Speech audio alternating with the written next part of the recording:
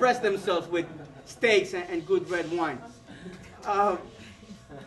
So we had unity. We didn't have the unity that we needed, maybe, yes, lessons learned.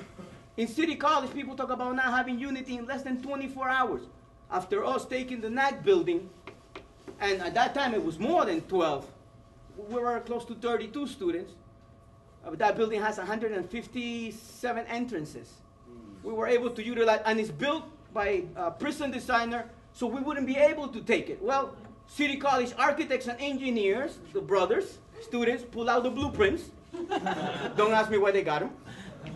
And they figure out how to close this place down. I was amazed. I was amazed on the genius of my brothers and sisters, and the ingenuity, the creativity. When they were waiting for us that day at the administration building, when we went up to the security office and told them we're taking over this building, they weren't shocked. They had over 150 security personnel, or at least that's what they told me, waiting for us in the administration building. So when we closed, they had to run with the vice president. I called him Sneaky Rat, Vice President McDonald. Had to run to try to get in. By that time, the brothers had closed the doors already. We had them. But in a couple of weeks, the security personnel, which I was supposed to be part, but then it got so big so fast, I had to step up into the CUNY deal, and some of the brothers and sisters took over the security. They issued over 1,500 ID cards of the participants, and all the other buildings in City College were taken over autonomously. The engineers said, you know, we're going to take the engineering building, and the architects took the architectural building. That's what they did. We had no saying. You know, the leadership had to, okay, come and join us. You know, what can we do? But, you know, we motivated, but also we were together. Look at some of the videos that were there. We used to have 3 o'clock in the morning meetings, and there were 700 people deciding what was happening. Sometimes I used to, you know, fall asleep, and the sisters will hit me up. Raise your hand, raise your hand. And I'm like, what am I voting for? I'll tell you later.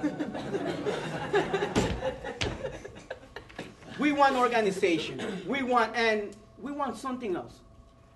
We want that motivation that we get from everybody. And this is why we're still here. You know, some of us put more, some of us put less, but if you look around, many of us are still in the fight. Strong, you know, no longer students, wishing maybe that we were, but respecting the brothers out here and the sisters out here that are taking over.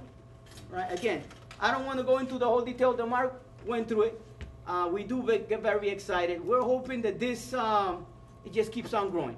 We're hoping that to take this and bring Lewis, which is, I think, the key here, to all the campuses.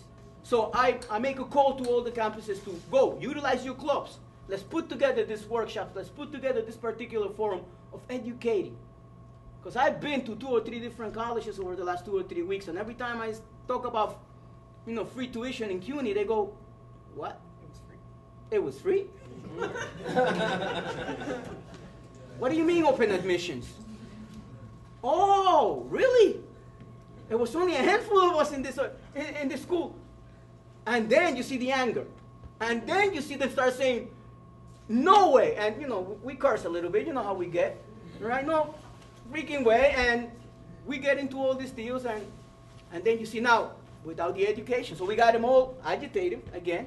I love that. We learned that in Harlem. I learned it, you know, here in Harlem. You agitate. Yes. We got to give credit to everybody who came behind us. They taught us it. We agitate. Right? We educate. But then we have to organize. Louis made it a point. If we can criticize anything on ourselves, is we didn't give the continuity. 20 years later, it happened. 20 years from 69, it happened in 89. 20 years later, we're still in the same boat without having a strong student organization that will self-promote themselves, educate and organize. So the freshmen, by the time they get to being sophomores and juniors, they know what they're doing. They're already organizing the freshmen again. We're running out of time. Let me cut it, and then if anybody asks any questions, then we can get into them. Right? Thank you very, very much.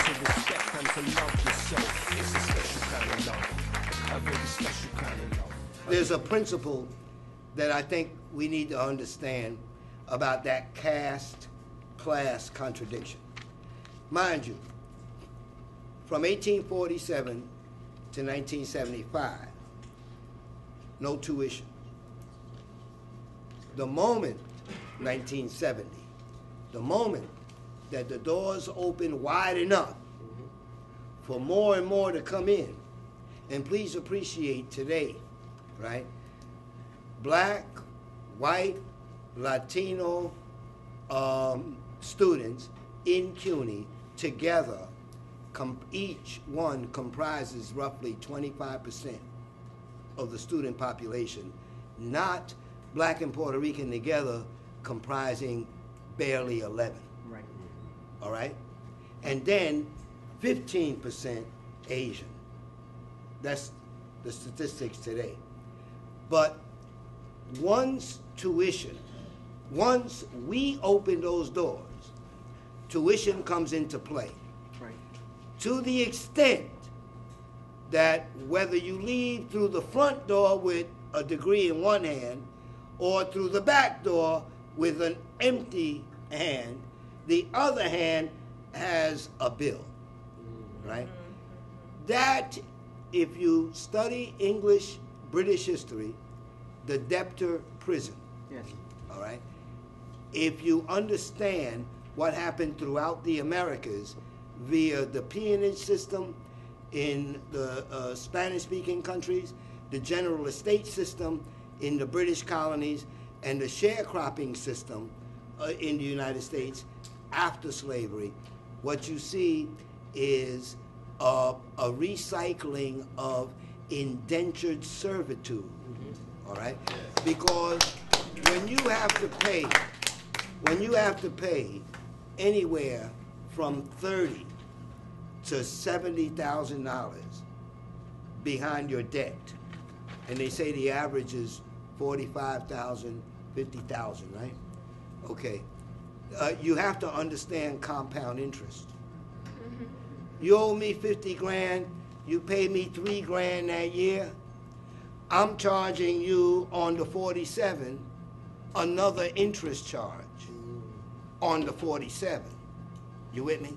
Not what you owed me on the 50 when you paid the 3. Right. You see? So that compound interest ends up, believe me, I spent 17 years trying to get students to understand this shit, excuse the expression, at Pratt Institute where I worked as a counselor. And the thing about it is, if you leave school owing 50 grand, by the time you pay it off, you'd have paid off better than 95. Damn near twice, right? The amount that you borrowed.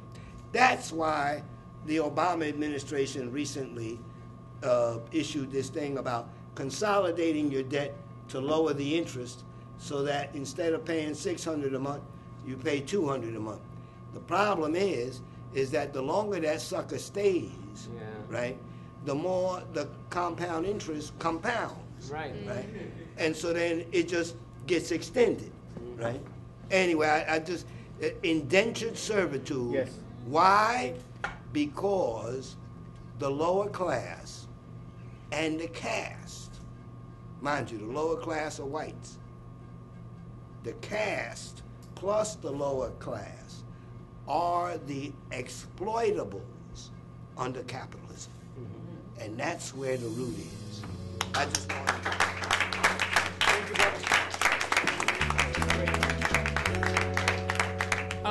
So we ended the conversation with the 91 strikes.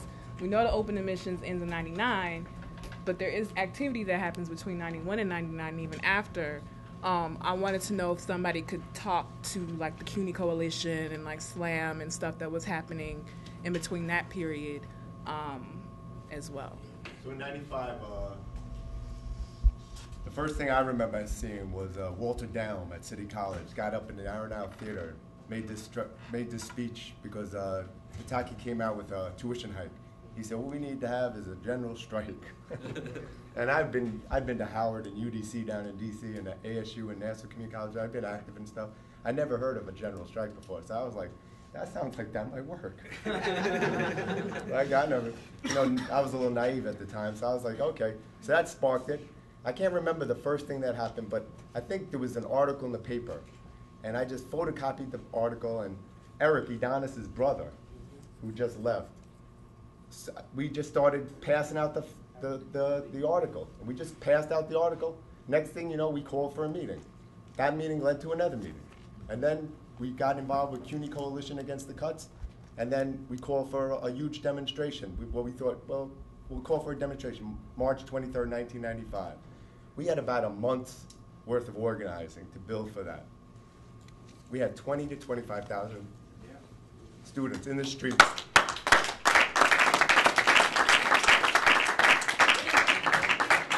And I'll tell you, City College led the way. We brought 2,000 to 4,000 kids.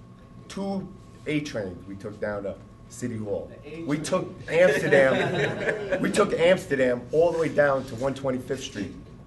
The full Amsterdam, full 125th, got on the train, didn't pay one fare, got on the train. When we got there was a bunch of talking going on the stage. The name of the demonstration was Shut the City Down, March on Wall Street. We spent forever talking about everything in these meetings, the CUNY Coalition, whatever. And we had this, he's like, shut the city down. The whole idea was to march to Wall Street. We didn't want the permit. So I went on the stage, look, people talking too much. We got to go. People are leaving. So they said, all right. We up at City, we had everything. We had the banners. Any banner you see from 1995, that demonstration City College made. We were the ones that did everything for that. I don't care. Hunter kids say whatever they want. Any banner you see will say CCNY on it. All right? So they said, and I even asked Jed this the other day. I said, Jed, you know who led us out of City Hall Park to Wall Street? He said, wasn't it a bunch of anarchists? Bullshit, it was City College. We took City College with the banners, City College, and we took a bunch of Dominican students on the front line, these tough-ass Dominican students from the Dominican Club, and we went out, we walked out, and I was walking side by side with my daughter's mother, and on the way out, we see her mother, who's a cop. We said, hi, Mom. How am I doing, Mom? So she left, we went up front, we met up with the cops, and we tried to march to Wall Street. We went up against the cops. They let the first line through. I got arrested. They tried to get me down, me and Sarah Hussein from Staten Island. They arrested us. The Dominicans got away and beat up the cops. They beat the cops' asses. And then, Not the first time. and then what I heard, Not the last time. What I heard after is that there was a short march. We never got to Wall Street that day, but we did have 20, 25,000. We were on the front page of every New York City daily the next day. New York Times, Daily News, New York Post, Newsday. And there was a powerful, Kazembe from Brecht Forum said that, I was in high school, I was a senior in high school, that changed my life.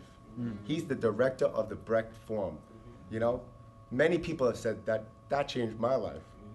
That's why he went to City College. And City College from that point on, we controlled the shit for the next 2 or 3 years until '98, and then it was just time to grow up and get a job. But people, I'm meeting people every day from back in '98. Carlos Torres, Tato Torres from Yerba Buena. I hung out with him on Monday night, and Tato knows everybody. Any Puerto Rican in New York City knows Tato Torres. I said, you know Tato? Yeah, I'm his brother. I got arrested with him on the hunger strike. The whole Slam thing, Slam came from Howard University. I was a part of a group at Howard, and Jed will tell you this. Slam, Student Liberation Action Movement, I was a part of a group. When they wanted to create some sort of organized student organization in New York City, I threw out the name stuck. City College never joined Slam except for Brad Siegel. People at City College, we were non-sectarian. We were organized with everybody, ISO, nobody can ever say City College didn't get along with anybody. We were always unified.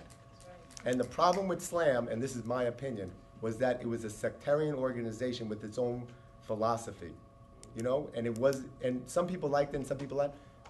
some people up at City said that's a bunch of hundred stuff. You know, savage claims. Expand your mind and analyze. Don't glamorize the gangster life like these other rappers might. Haters stay around me like satellites orbit. You don't wanna see the